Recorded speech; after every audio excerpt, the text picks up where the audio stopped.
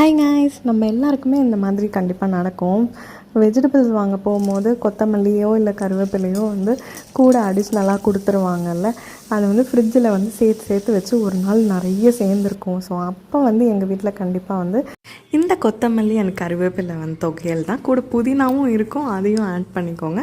Normal தொகையல் எப்படி அரைப்போமோ அப்படி தான் பண்ணியிருக்கேன். ரெசிபி வேணும்னா சொல்லுங்கள், ஐ ஷேர் செப்பரேட்லி. அதே மாதிரி மஷ்ரூமும் ஒரு 4-5 நாளாக இருந்தது. ஸோ இன்னோவேட்டிவாக ஒன்று பண்ணலாமே அப்படின்னு எனக்கு ஒரு ஐடியா வந்தது. கடாயில் கொஞ்சம் எண்ணெய் விட்டு உங்கள் கையில் கிடைக்கிற ஸ்பைசஸ் எல்லாத்தையுமே போட்டுருங்க. நான் வெறும் பட்டை, லவங்கம், பிரிஞ்சி இலை, கொஞ்சம் சோம்பு, சீரகம் போட்டிருக்கேன். போட்டுட்டு வெங்காயம் நல்லா வதக்கிக்கோங்க. வதங்கின பிறகு தக்காளி ஆட் பண்ணிக்கோங்க. அப்புறம் கொஞ்சம் இந்த மிளகாத்தூள், மல்லித்தூள், மஞ்சத்தூள்லாம் போட்டு நல்லா வதக்குங்க. என்கிட்ட இந்த பெங்களூர் தக்காளி தான் இருந்தது. அது புளிப்பு கொஞ்சம் கம்மியாக இருக்கும், அதனால் நான் கேர்டு கொஞ்சம் ஆட் பண்ணிக்கிட்டேன்.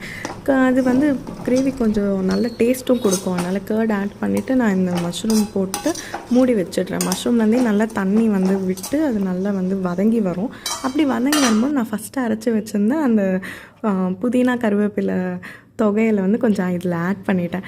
டேஸ்ட் நிஜமாலே ரொம்ப டிஃப்ரெண்ட்டாக சூப்பராக இருந்தது. இந்த மின்ட் சிக்கன் ஃப்ளேவர் கொஞ்சம் கொடுத்துச்சு, ஏன்னா புதினாவும் ஆட் பண்ணனால. இது எஸ்பெஷலி சப்பாத்தியோடு சாப்பிடும்போது சூப்பராக இருந்தது. கண்டிப்பாக ட்ரை பண்ணுங்கள். பை.